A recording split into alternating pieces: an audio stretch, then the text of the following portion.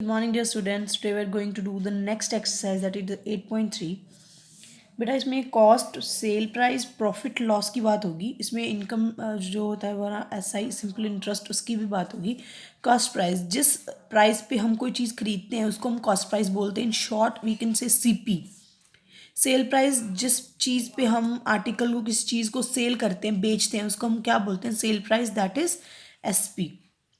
Profit, profit मतलब अगर किसी ने 1000 रुपये की चीज़ खरीदी, उसने 150 में उसको बेच दिया, तो उसको ज़्यादा पैसे मिले, दैट मीन्स उसको क्या हुआ? प्रॉफिट हुआ. तो 50 is the profit in this transaction. Loss, अगर एक शॉपकीपर ने कुछ अर्न नहीं किया, मतलब कुछ कमाया नहीं है, जैसे उसने एक 150 रुपये की कोई चीज़ खरीदी, उसको 100 में बेच दिया, तो 50 रुपये का उसको नुकसान हो गया. That's his loss. ठीक है. अब देखो, if the selling price is higher than the cost price, shopkeeper gains. अगर वो ज़्यादा में बेचता है, कम में खरीद के, तो उसको क्या होता है? Profit. Profit is SP minus CP. बेटा बड़ी रकम में से छोटी रकम को माइनस करना है. अगर SP is more than CP तो प्रॉफिट होता है. अगर SP is less than CP तो लॉस होता है. मतलब CP ज़्यादा था, उसने खरीदा ज़्यादा में और बेचा कम में, तो उसको क्या हो जाएगा? लॉस हो जाएगा. अगर दोनों इक्वल हों, मतलब 150 में खरीद के 150 में बेच दिया, तो there is no profit no loss. जब भी कभी हमने प्रॉफिट और लॉस निकालना होता है, तो उसको निकालने के बाद हम परसेंटेज में करते हैं.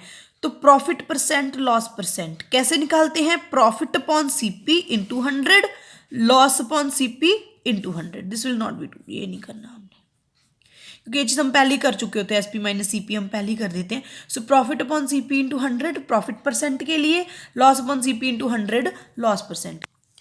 इन केस आपको यहाँ पे प्रॉफिट परसेंट दिया हुआ है, CP गिवन है, अपने SP निकालना है. ठीक है. तो इन केस ऑफ SP जब निकालना है, तो प्रॉफिट परसेंट को ऊपर प्लस करेंगे और नीचे 100 लेके आएंगे. 100 plus profit percent upon 100 into CP. In case of loss, तो लॉस को माइनस करते हैं हम. अगर आपको SP गिवन है, प्रॉफिट परसेंट गिवन है, तो CP निकालना है, तो वो चीज़ यहाँ पे आ जाएगी, उल्टी हो जाएगी. तो ये 4 formulas are there. If you are given with profit percent, loss percent, CP, SP, whatever you are given, तो दीज फॉर्मूलाज आर देयर. चल आगे है फॉर्मूला फॉर सिंपल इंटरेस्ट. अगर हम किसी ने कोई चीज़ बोरो की है, कोई पैसा बोरो किया है, तो अगर वहाँ पे हमने एक प्रिंसिपल अमाउंट लिया है, ठीक है, तो उसके बाद में जब हम उस चीज़ को लौटाएंगे, तो हमें इंटरेस्ट अमाउंट देनी पड़ेगी, एक्स्ट्रा चीज़ देनी पड़ेगी. ठीक है. तो मतलब जो पर्सन मनी बोरो करता है, मतलब लेता है, उधार लेता है, उसको बोरोअर बोलते हैं. जिस चीज़ से वो लेता है उसको लेंडर बोलते हैं. जो वो इंटरेस्ट पे करता है, किस पे? प्रिंसिपल अमाउंट पे, परसेंटेज के हिसाब से, तो उसको हम रेट बोलते हैं, rate of interest.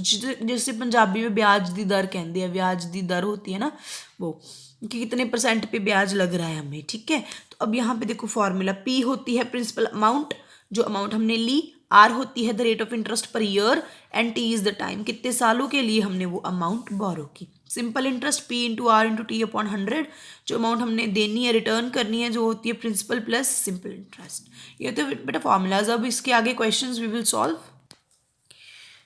First question में है, हमने प्रॉफिट लॉस बताना है, किसमें प्रॉफिट हुआ, किसमें लॉस हुआ, और किसमें कितनी प्रॉफिट परसेंट है, कितनी लॉस परसेंट है. बेटा ये फॉर्मूलाज मैं आपको समझा चुकी हूँ, इसके हिसाब से हमने इसको सॉल्व करना है. We will solve one question, the rest of you will do yours. Gardening shares, gardening का कुछ सामान 250 रुपये का आया, उसको 325 में बेच दिया. सो तो SP ज़्यादा हुआ, तो we will got the profit, right. Profit क्या होता है? SP minus CP. तो here is your profit. Profit percentage, profit upon CP into 100. तो ये हमारा सारा क्वेश्चन ऐसे सॉल्व होगा, जिसमें 2 फॉर्मूलाज लगेंगे. द नेक्स्ट वन इज़ बेटा आपके जो है कि रेशो को परसेंटेज में कन्वर्ट करना है.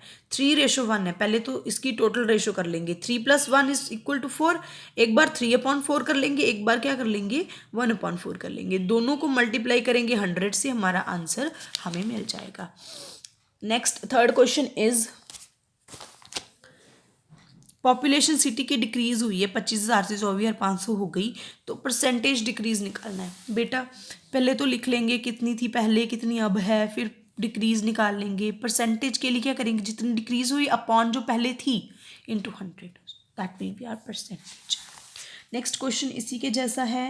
नेक्स्ट है, आई बाय TV. मैंने TV खरीदा 10,000 रुपये का, उसको मैंने 20% प्रॉफिट पे बेच दिया. How much money do I get for it? मुझे कितने पैसे मिलेंगे इसके लिए वापस? 10,000 रुपये का टीवी था, 20% प्रॉफिट में बेच दिया मैंने। पहले मैं प्रॉफिट निकाल लूँगी, मुझे कितना हुआ 20% का 100 इंटू CP जो भी था हमारा, 2,000 रुपये का मुझे प्रॉफिट हो गया। सेलिंग प्राइस कितना हो जाएगा, जितना मैंने खरीदा था plus 2,000, that is 12,000 rupees I got the profit here. Juhi ने वॉशिंग मशीन बेची 13,500 की, उसको 20% लॉस हुआ इन द बागेन। तो क्या प्राइस पे उसने उसको खरीदा था, हमने उसका CP निकालना है। तो बेटा वो फॉर्मूला लगाएंगे जो मैंने पहले बताया, CP is equal to 100/100 minus loss into SP। तो हमारा यहाँ पे आंसर आ जाएगा। सारे क्वेश्चंस बाकी बेटा इसी के जैसे हैं। You can do yourself, you can try yourself. If finding any kind of problem you can tell me the comments, और आप मुझे क्लास में भी पूछ सकते हो। एक क्वेश्चन प्रॉफिट इसका प्रिंसिपल अमाउंट SP वाला, सिंपल इंटरेस्ट वाला देख लेते। P for principal, R for rate, T for time, SI for simple interest. तो ऐसे करके यहाँ पे फॉर्मूला लगाना है, हमने इसको निकाल लेना है क्वेश्चन को। इनकेस अगर आपको मतलब प्रिंसिपल नहीं दिया हुआ या कुछ और नहीं दिया तो हम फॉर्मूले को उल्टा भी कर सकते हैं। जैसे रेट निकालना है यहाँ पे, तो SI के पास चला जाएगा 100 और ये T और P नीचे आ जाएंगे। तो ऐसे आप सॉल्व कर सकते हैं इन क्वेश्चंस को। In case of a problem, comment below. Thank you so much.